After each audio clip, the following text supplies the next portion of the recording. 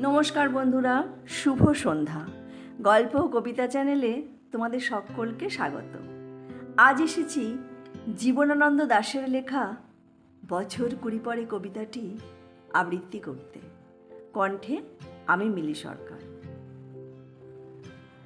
আবার বছর কুড়ি পরে তার সাথে দেখা হয় যদি, আবার বছর কুড়ি পরে হয়তো ধানের ছড়ার পাশে কার্তিকের মাসে, তখন সন্ধ্যার কাক ঘরে ফেরে, তখন হলুদ নদী নরম নরম হয়, স্বর কাশ হুগলায় মাঠের ভিতরে।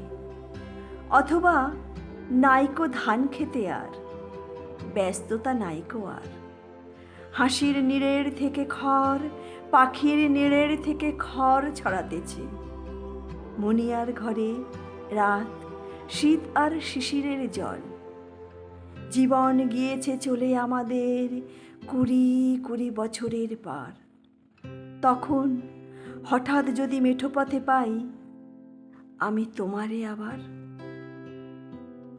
হয়তো এসেছে চাঁদ মাঝরাতে এক রাশ পাথার পিছনে, সরু সরু কালো কালো ডালপালা মুখে নিয়ে তার, শিরিষের অথবা জামের, ঝাউয়ের আমের। কুড়ি বছরের পরে তখন তোমারে নাই মনে, জীবন গিয়েছে চলে আমাদের কুড়ি কুড়ি বছরের পার। তখন আবার যদি দেখা হয় তোমার আমার, তখন হয়তো মাঠে হামাগুড়ি দিয়ে পেঁচা নামে, বাবলার গলির অন্ধকারে অসথের জানালার ফাঁকে কোথায় লুকাই আপনাকে। চোখের পাতার মতো নেমে চুপি কোথায় চিলের ডানা থামে, সোনালি সোনালি চিল শিশির শিকার করে নিয়ে গেছে তারে।